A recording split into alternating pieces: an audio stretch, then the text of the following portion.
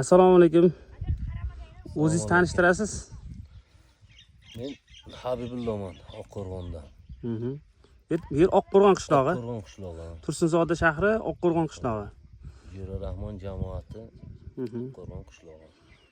Habibullo aka, mana ko'rib turibmiz, karam ekishni boshlabsizlar. Hozir mana deyarli peshinga yaqinlashib qoldi. Buni holat odatda bunaqa bo'lmaydi. Kechki tomon. Kechqurun salqinda ekilardi. Salqinda ekilardi. Agar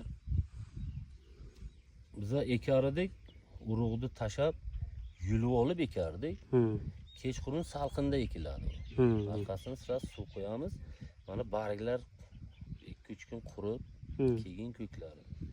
Mana hozir kasetaga tashlangan urug' ko'chat, mana ertalabdan ekilyapti. Mana ko'chatlar. Mana bu kecha ekilgan, mana shu bugun ekilyapti. Mana qanday bo'lsa shunday turibdi. Kecha ekilgan ko'chatlarimiz ham holati yaxshi. So'rib qolgani yo'q. Yo'q. Xudo xolasa so'ylamaydi bu. Shu avji bilan ketadi. Buni hammasi mana buni evaziga shu turish ekilgani uchun. Agar yulinsa, o'sha bir qurib oladi. Keyin ko'p pateriya bo'lishi ham. Pateriya bo'ladi, orqaga ketadi. Demak, hozirgi kunda endi professional o'sha ko'chat yetishtiruvchiga murojaat qilib, Murodjon aka murojaat qilib, to'g'ri shuni holat Tursunzoda ko'chatxonasidan to'g'ri olib kelib ekishni boshladinglar. Ha, to'g'ri, mana Murodjon akani parninglardan olib keldik, ko'chatxonalardan olib kelib to'g'ri ekyapmiz. Qancha maydon bu yerda? Bu yerda shu 40 sotiklar bor-da. Hammasi gulkaram ekilganmi? Ha, hammasi gulkaram. Bu qachon hosil berishni boshlaydi? Endi xudo xolasa hozir iyun bo'lsa, avgust oxiri, sentyabrda boshida tayyor bo'ladi. Demak, bu eksperimentga qildingiz, ko'chat yetishtirib, ko'chat holatiga ekishni. Birinchi marta ekishimiz bunaqa holatda. Kimdir tavsiya berdimi yoki o'zingizdan chiqdimi bu g'oya?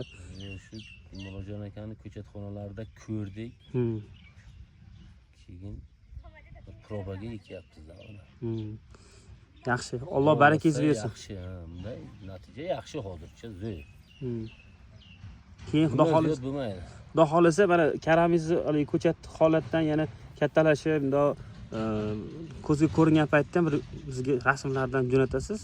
Obunachilarimizga ko'rsatamiz holatini, pishgan holatlarida ham, hosil bergan holatlarda ham inshaalloh ko'rsatamiz. Alloh barakangizni bersin.